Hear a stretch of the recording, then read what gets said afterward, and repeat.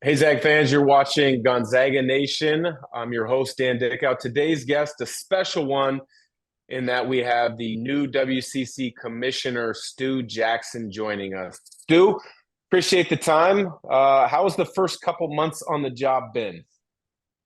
Yeah, the first months have been I would describe as being active, Dan. When I officially started towards the end of April and into May and June, just coincided with our season where there were a lot of meetings in terms of both internal and external. Aside from the fact that I was becoming familiar with the WCC's governance structure, which in and of itself is very involved in terms of participation by many of our members, of which I had also had to be a part of. So it was an active first couple months for sure. Since that time, I feel like there's been a little bit more of a cadence and not as much of a fire drill as there was in the first couple months. But yeah, we're settling in nicely. Well, when you look at your resume, you've had an unbelievable career as a player, University of Oregon, Seattle U, and then an assistant coach in the college ranks, including Washington State, Providence. You were a head coach at Wisconsin. You have been a general manager and a head coach in the NBA. You've also had off roles in the NBA's head office. What intrigued you with this position? With the WCC being that I'm sure there's many opportunities out there that were right there for you to decide to be a part of. Yeah, it's a fair question. I feel like in many respects, accepting the position here at the WCC, if you look back on my career, as you just mentioned, a lot of roads point to this position, where I've had to, as commissioner of the WCC, combine a lot of those different skills that I've learned along the way. Certainly, much of my network that I've accumulated over those years is helpful in this position.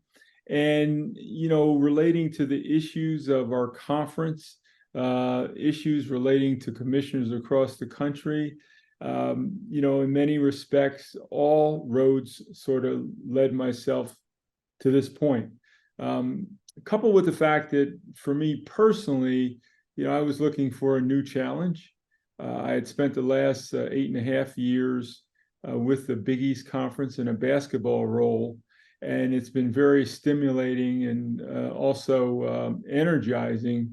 Behind the fact, Dan, that I've probably spent less thinking about basketball in the last 4 months than I have my entire life, and more focused on other sports, as well as the issues that accompany them within our conference and nationally.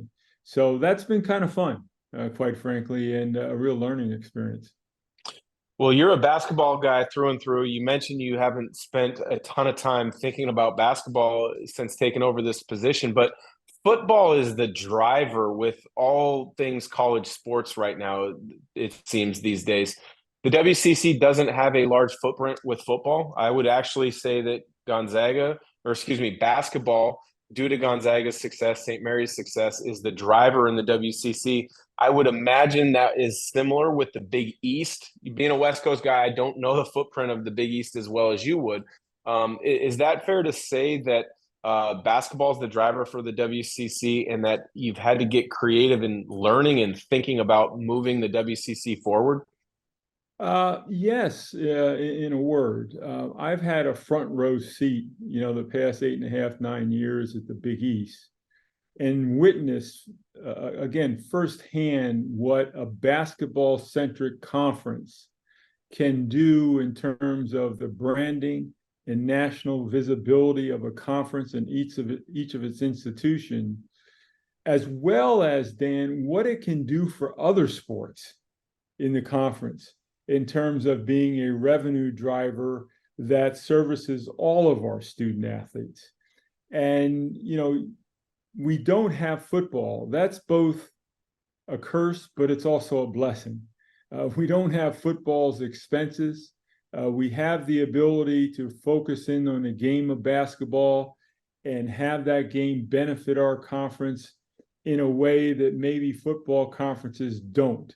In other words, our staff here is going to increasingly focus on men's and women's basketball and being able to take advantage of that sport as the front porch for our conference so that it can, in fact, help us reap the benefits of being a basketball-only conference. And that's just something that we're committed to. We're never going to have big-time football, but that's okay. We're going to be the best basketball conference that we can be. Well, obviously, that comment to be the best basketball conference we can be, there are a lot of people that think the Big East might be the best basketball conference. UConn won the national title a year ago. Yes, the Big 12, the SEC, the Big 10, they're going to try to lay claim to that. But when you make that comment and you see what the Big East has done basketball-wise, what is unique about the approach that maybe those schools have that you want to try to share with the WCC schools to continue to elevate their programs? Because I see the WCC as being on the cusp of something great. 2 years ago, 3 teams made it to the NCAA tournament. Gonzaga's a definite tournament team every year. St. Mary's is a legitimate top 25 program. What are some of the messages from the Big East experience that you have you can share with the other programs in the WCC? Well, the first key attribute about the Big East is driven, and their success has been in part driven by their broadcast deal. When the Big East was reconfigured some now 10 years ago, that reconfiguration took place, Dan, at a time when Fox Sports was launching Fox Sports One network. And that network was at a time when they needed content. And with the reformation and reconfiguration of the Big East, what better way to help jumpstart a new network than with the content of college basketball, specifically in the Big East? That was a huge driver, you might even say stroke of luck, that then fueled those at the time 10 institutions, now 11 institutions with UConn. It fueled the growth of that conference.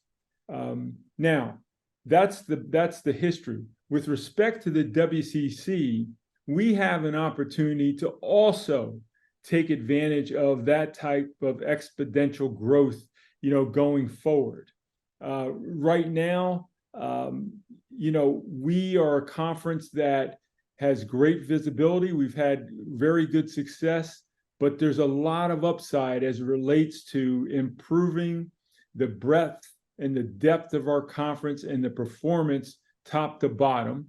There's an opportunity out in the future, upon our next media rights deal on linear TV, to perhaps increase our revenue in that way so that we too can benefit much in the same way that Big East did with their growth of their conference.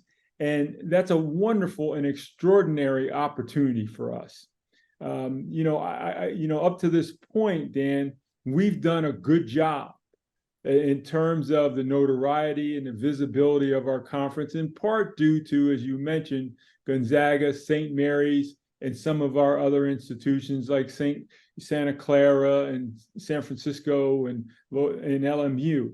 But I really feel strongly that, even our other members in our conference can really experience some growth if we play our hand right from a performance standpoint and from a broadcast standpoint, so that, like the Big East, we are certainly talked about as the best basketball-centric conference in the country.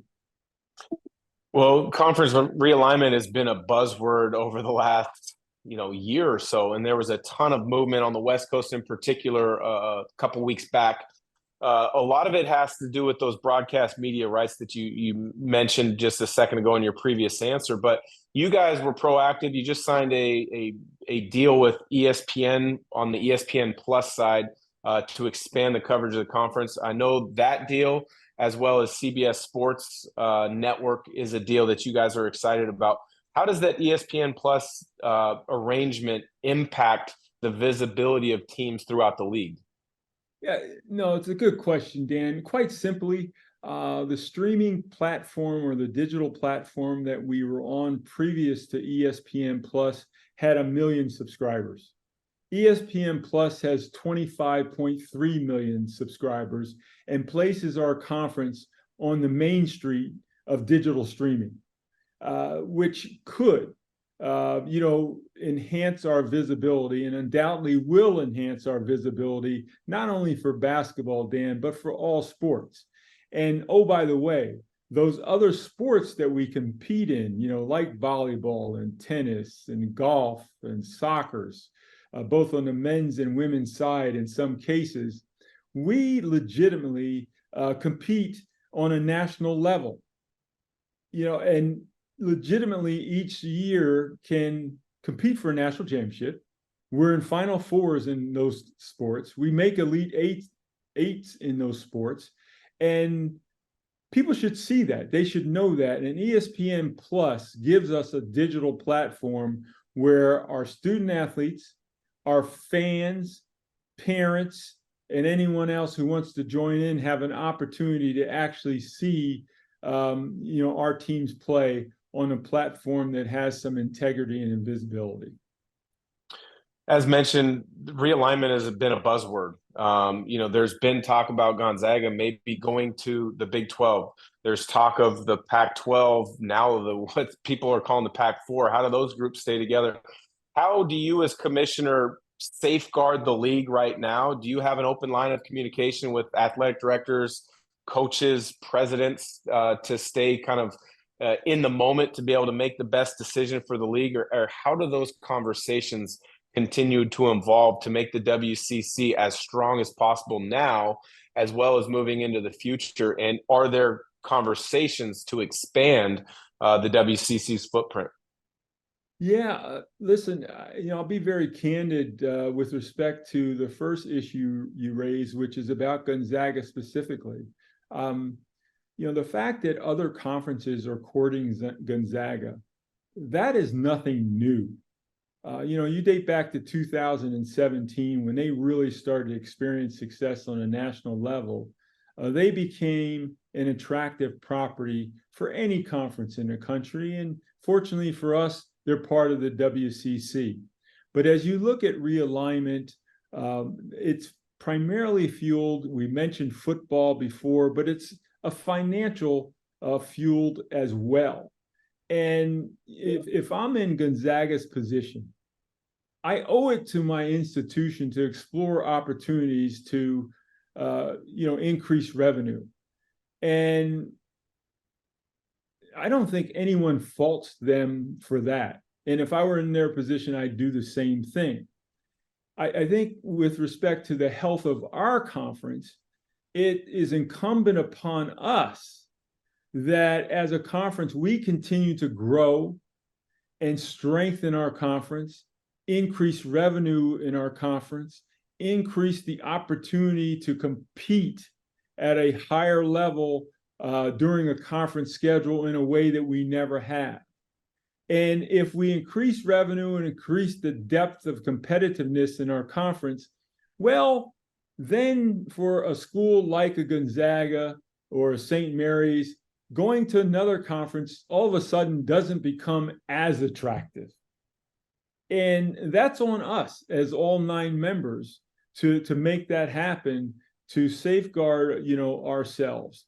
But further to that, it opens up the notionality that you want to continue to strengthen your conference by adding members, if the right members provide that opportunity to give the conference more basketball depth for men's and women's and increase the competitiveness of our conference as well as the visibility. And that's something we actively are pursuing as well. That's an interesting answer, because I would agree that with all this alignment, there might be opportunities for the WCC to strengthen themselves. And I don't want to put particular schools out there, but to know that the league has to be aware of everything that's moving and be opportunistic when something arises is great to know for people that support the league, that want to see the league flourish, and fans of the league. I want to go back to your time in the NBA now, and this is one of the times you and I have had, we've crossed paths. Yes, You we were in are. charge. You were in charge of doling out fines and suspensions. And anytime somebody got a phone call from you early in the morning was probably not a good thing. I got a phone call from you, I think about 8 a.m. one morning after Caron Butler and I got in a little skirmish during a game when the Hornets, we played the Lakers years ago. And he got suspended for a game. I got fined for being a part of the skirmish where I think I was able to just lower it down to just a technical foul. So my fine wasn't much, but his fine was a suspension, docking of game pay, and a fine. How would you go about doling out fines when you were in that position with the NBA league office? No, yeah, and I actually remember the incident quite well, and that was a part of my job as executive vice president of operations that I did not like, quite frankly. But it was probably the most public part of my position in that I was charged of everything on court, and that included everything that any fan would see on their television that was included but not limited to the rules and how the game was played, the equipment that we used, the ball that we used, but also decorum for coaches and players. And sometimes when the rules of decorum were broken, we would have to step in as an office and penalize players, coaches, and yes, sometimes teams. So, in looking at players, though, it's actually quite an involved process, Dan. It's not at the whim of me saying, oh boy, a bad thing happened, we're going to suspend somebody, and we're going to find somebody. That process includes, NBA security, interviewing the combatants. We would accumulate media reports. We would speak to the officials. We would speak to pertinent people that were part of the incident. If there were other coaches, if there were scores table members, that they heard anything, what they saw, and we would compile all that information and try to make a decision based upon comparables of like instances previously, although no incident is exactly the same. So when you have all that information compiled, I would, take that information, write up a report, make a recommendation to then Commissioner David Stern. Ultimately, it was his decision, but 9 times out of 10, he would, follow my recommendation. And then at that point came the tough part, in that we would call the teams and we would call the players and tell them what the result was. Not fun. I never enjoyed taking money out of players or coaches' pockets. But, given the rules, some of them being bright line rules that required a suspension or a fine, that's what you had to do and what you signed up for. Well, Caron Butler and I have talked over the years since that, and I actually had him on as a guest of a podcast a year or so back, and we talked about that little altercation that we had, and he asked me if I would, maybe kind of, alleviate some of that fine money in a joking way. That wasn't the case, but maybe when you come up to Spokane, we can grab lunch at least, and we can kind of put that behind us if you're okay with that. Yeah, but I have to warn you now, that money's already gone into my grown kids' college fund, so you can't get it back. Fair enough. I'm Fair kidding. enough. You spent a long time in the NBA, and one of the things that I was most disappointed about with the NBA is losing the presence of the Sonics in Seattle, but also, the Grizzlies having moved to Memphis, and this was before I was even in the league. But what was your experience like being in the Northwest with the Vancouver Grizzlies? Obviously, the team struggled to win, but I've been up there to run camps and clinics. Gonzaga has recruited players out of Canada and Vancouver, BC in particular. It's an amazing basketball community. What was your experience like up there? It was a wonderful experience, and one that I will take with me forever. A huge challenge in terms of bringing NBA basketball in both cities, Vancouver and Toronto, into a country not really used to NBA basketball. When I got there, Dan, they used to refer to games as going to watch them down at the rink, not the arena or the gym. So that gives you an indication of just where the mindset was. But the education process then took place, and they became very rabid NBA fans. Attendance was very good. We always finished in about the middle of the pack in the NBA. There were two items that were against us at the time in terms of having success. One is the Canadian dollar at that time was, I believe, at its lowest point while we were there, about 65 cents. So your largest expense in player salaries were paid in Canadian dollars. That was very onerous on a franchise. And the second was the expansion deal that both Toronto and Vancouver signed at the time, more specifically indicated that you couldn't have anything higher than the 6th pick in the draft. That really sort of put us, I think, in the starting block. That was a little bit unfair. But, we did with what we could, and, built the sport, built a team, that was ultimately competitive in both cities.